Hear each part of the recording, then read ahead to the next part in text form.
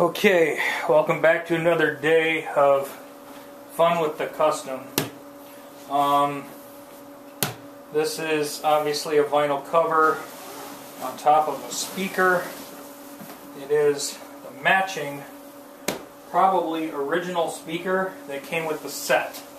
I did a little bit more reading because I forgot. The early Kustoms, the head that we got is a J200, or K200. But the reason the model number on the back said J595, this is brilliant marketing, Mr. Bud. J stood for Jensen speakers, and 595 was the price tag of this speaker cabinet and the head in like 1966 or 67 probably. They made them for 2 years before they changed the style. So whoever owned it before didn't beat it up, but they were enough of a butthole. Are we allowed to say that on YouTube? They took all the screws out of the back and probably fixed their house with it or something. Left it screwless in the back. So that sucks, but I can fix that. And if we let the back down here, we do have speakers in there, and they got some kind of new fancy pants magnet on them, and the manufacturer code says 220649. 220 I think is Jensen. I'm pretty sure. I'm not a zillion% sure, but I think so. So this is probably the original speaker cabinet, which is cool. And it's a plywood cabinet. It's all good. I like how they left the fiberglass insulation as fiberglass, but where you might be able to see in through the ports, they spray painted that. So, cabinet's in terrific shape. I just hope the speakers are healthy. Now, our little audio generator majig has enough gusto to drive a speaker weekly, so let's hook that up and see if the speakers are blown or good or what. Okay, so I got our audio generator on here. I think I got the volume on it at like nothing. Got it turned down to nothing. Let's hook this up and hope for something great. Maybe we'll get something great. I hear clicky noises.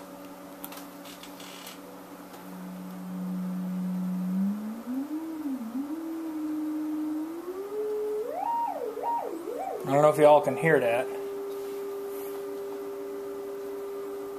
I think we got it in both speakers.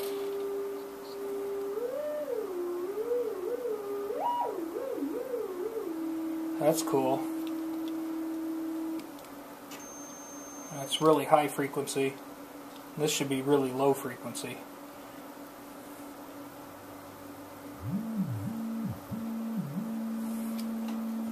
Let's see, 100 hertz, I'll be able to feel it on both speakers.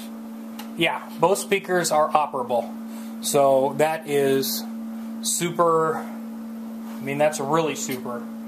I've had, now granted, this little generator thing, if you're lucky at putting out 1 or 2 volts, but it's enough to make a speaker move. And usually, if you get a clear tone out of them at this low volume, they're usually fine. If the speaker cones or the voice coils are rubbing, it'll either make no sound or it'll make a distorted sound. Now it's making, I set it to triangle wave, so now it's going to sound weird. Put it back on sine wave. Yeah.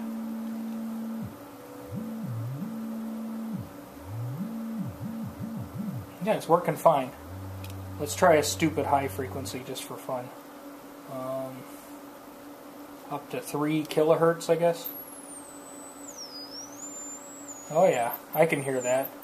So can your dogs. Turn up your volume. Alright, so these speakers should be fine for general instrument amplification. I don't think that they called this a bass amp at the time. This was just like an instrument amp.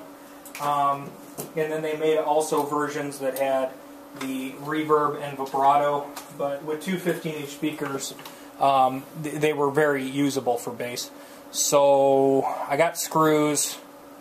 Let's screw the back on, and well, maybe before we screw the back on, let's check to make sure this jack's in okay shape. Is that jack okay, or is it jacked? Let's see. Feels okay to me. If it's a little crusty, we'll just stick a file in there. So, yeah, I think we win. This cabinet will need a bath, but look at how many screw holes. I mean, 1, 2, 3, 4, 5 across, and 1, 2, 3, 4, 5, 6, 7, 8 down.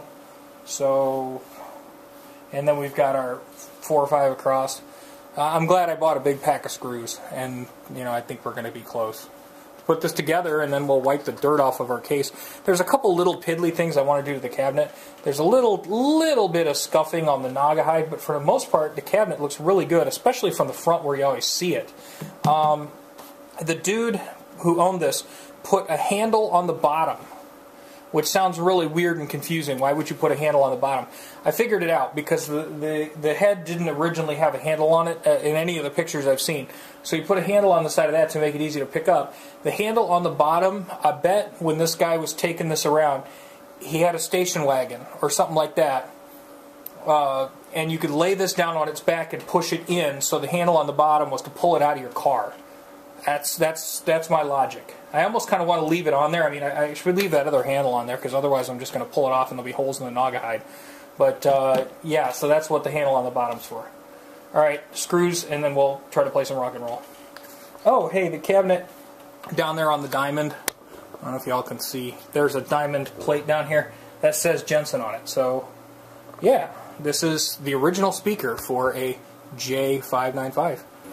Hooray! Okay, so for our custom K200 J595 rig in charcoal, we have so far had to, you know, I very well could do more to it, but at this point it's quiet, it's working, everything's happy. Whatever the original feet were that were on here were replaced by some kind of like furniture slider. And Naga hide's slippery. I don't want something that slides on top of there. So we used general rubber amp feet. Didn't have to put any new holes in the Naga hide. That was good. Did a little bit of fixing up on the handles. And had to put all new screws in the back to hold the back of the cabinet on. But our Jensen speakers are alive and well. Our amp head is alive and well. And I cleaned the dirt off of it. So it's pretty much ready to go. Whoever owned this, it kind of tells a story. They put feet on the side and a handle on the other side. So to move it around, it kind of makes sense. These have no handles, so how do you pick them up? So the guy put a suitcase handle on the side, and then when you set it down, he didn't want to tear up the Naga hide. So, you know, I can understand why they did that. It's kind of weird, but it's, you know, in their old screws, that's been like that for a very, very long time. So anyway, I got a bass, and I got the volume down. We're just going to play the bass with a pick and do a little bit of punk rock.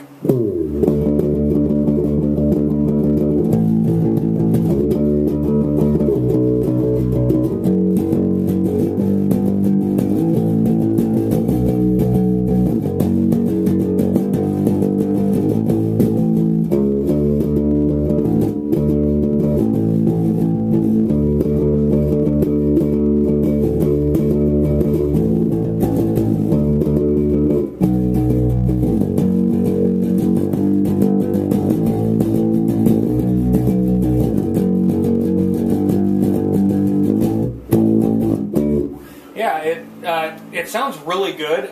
It kind of snarls a little less. If we look behind it, you'll see height-wise, I have my later custom rig there from probably right at the tip, like a 69 or 70, and that's got 315, so you can see the 315 stands about 6 foot tall. This one stands about almost 5, I guess almost 5, 4.5 feet tall. So, you know, the two speakers are put at 30, so we'll figure probably another 12 inches, so 30, 40, 42, and then the head, which is another, you know, 8, whatever. But anyway, I'll stand up here. I am 6 foot tall, essentially, and it comes up to my elbow.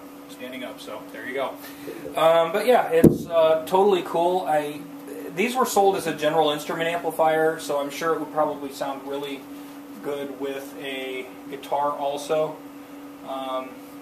We ought to just go get the guitar and see how that sounds, right? Get a little bit more treble and let's see. Put down the guitar pick.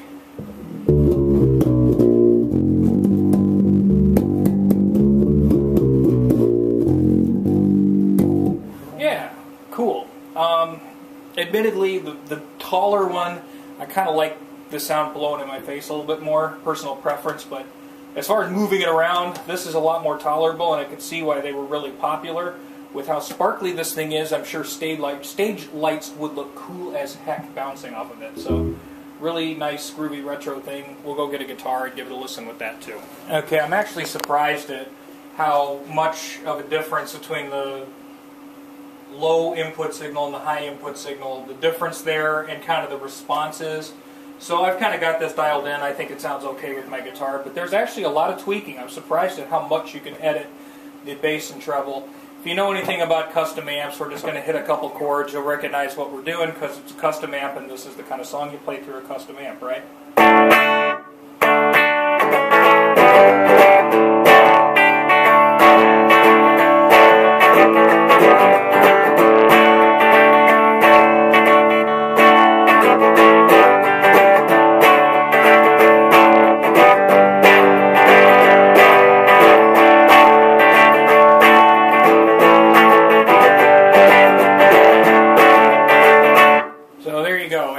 Add some reverb, make it a little brighter and sparkly, play it on a Rickenbacker instead of my Gibson, whatever you want to do.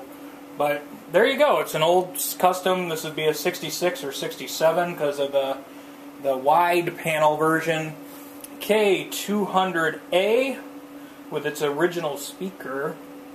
Jensen, two 15-inch Jensens, and still rocking. Goodness, is this thing... It works fantastically. Like I say, as a technician, it's like, oh, well, time to do this and time to do that. But it works really good. I don't even feel like tearing into it. Obviously, we did look inside to make sure everything was fine and nothing exploded. But beyond that, hey, what do we got, right?